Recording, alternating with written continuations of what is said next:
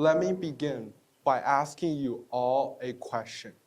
Have you ever walked into a room where a loved one was close to dying? I can still recall this memory vividly. The moment I went to my grandfather's hospital room near his bedside as he neared the end of his life.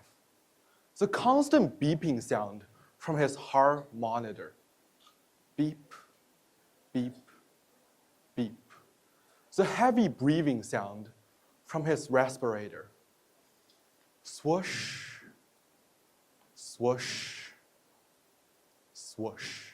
He lay there, unable to move or speak. This is one of the most heartbreaking and distressing things I have ever witnessed in my life. But my experience is just a glimpse of what will become an increasingly common issue as China ages at an unprecedented rate. By 2050, the population over 60 years old is expected to surpass 400 million, taking over more than 1/3 of the Chinese population. Yet, despite this growing elderly demographic, many elderly voices remain unheard. Cultural taboos continue to restrain them. Cultural taboos and ethnical constraints continue to restrain them from living, loving, and leaving in their own terms. Today, I want to explore 3 controversial issues that seniors in China increasingly face: the right to die with dignity, the right to love again, and the right to be happy. These are the issues that we, as a society, must discuss openly, be willing to confront existing taboos, and ultimately consider how we can empower elderly voices. Now, I understand it may seem unusual for a 70-year-old to stand here discussing the elderly and the confronting issue of death. But my interest of this topic stems from a casual conversation I had with a friend a few years ago. Once, this friend approaches to me to discuss a voluntary program that he was involved in. He told me about hospice care or palliative care, a specialized type of treatment for people with incurable illness. Rather than aiming at prolonging a person's life, hospice care focuses on managing the symptoms and increasing the quality of life. The image of my grandfather's final moments resurfaced into my mind. To my surprise, my mother told me that he actually spent his final days in a hospice department. Due to the cultural belief that prolong a person's life at all costs, hospice care remains scarce. In a nation with almost 11 million deaths annually, there are only 4,000 hospice departments. In contrast, the United States have more than 8,500 hospices with only 3.3 million deaths. A 2018 survey revealed that among the 28% of respondents who were aware of hospice care, an overwhelming 92% said they will choose it if they are diagnosed with a terminal illness. This raises an important question. If so many people are open to hospice care, why do most families still offer painful, aggressive treatment that enforces their elderly relatives to endure needles and tubes?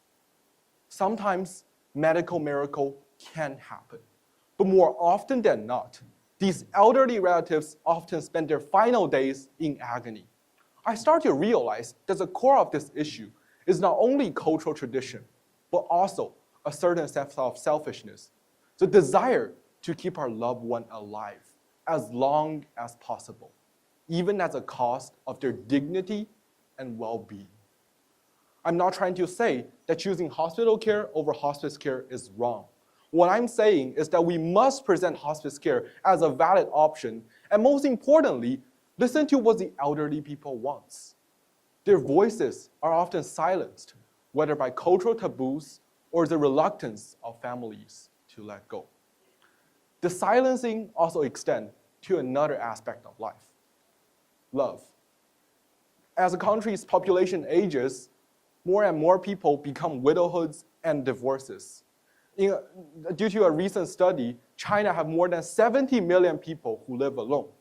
Yet, despite this growing trend of loneliness, pursuing for a romantic relationship remains a controversial issue.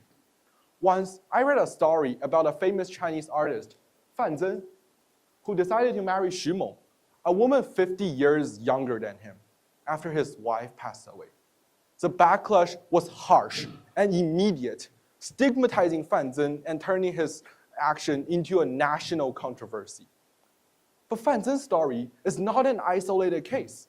A 2021 research from the Chinese Aging Research Center found that more than 50% of elderly people have desire for a romantic relationship. Yet, only 10% of them actually pursued one. Many adult children oppose their parents' dating, fearing conflicts over inheritance. Others worry about vulnerable scams that target vulnerable seniors. And for the elderly themselves, re-entering the dating world after a long-term relationship can be daunting. However, if we shift our perspective, we can see that all people, regardless of age, have physical and emotional needs. The elderly, especially the ones who live alone, crave for companionship. So why is a society unwilling to accept this desire for love? Should the only time their heartbeat races when they're suffering from a heart attack, rather than actually meeting someone who brings them joy?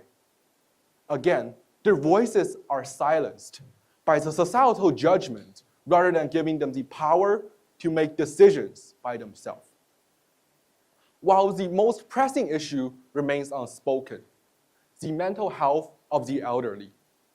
Many people believe that the leading cause of mortality for the elderly is cancer, but research suggested otherwise. Depression is one of the most, if not the most significant contributor to death among the elderly. This might sound counterintuitive, but research suggested that mental health have a profound impact on physical health. People with depressive symptoms are less capable of maintaining their physical health. In other words, they are more vulnerable to illnesses and premature death. However, the concept of psychological well-being remains dismissed by a large proportion of the Chinese population. Many elderly people have never heard of the term psychological well-being. To address this issue, we need educational programs, social campaigns, and open discussion of psychological well-being to normalize this issue overall. Ladies and gentlemen, my friends, the elderly population will increasingly take up a significant part of the Chinese society. I found it deeply saddening that cultural taboos continue to restrain them from living, loving, and living in their own terms. Their fear, their desires, their rights matter. They deserve to live the way they choose. They deserve to live the way they choose. Together, we must empower elderly voices. Thank you.